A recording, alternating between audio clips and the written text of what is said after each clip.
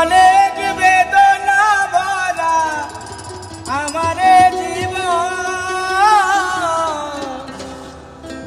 আমি আর ব্যথা পেতে চাই না।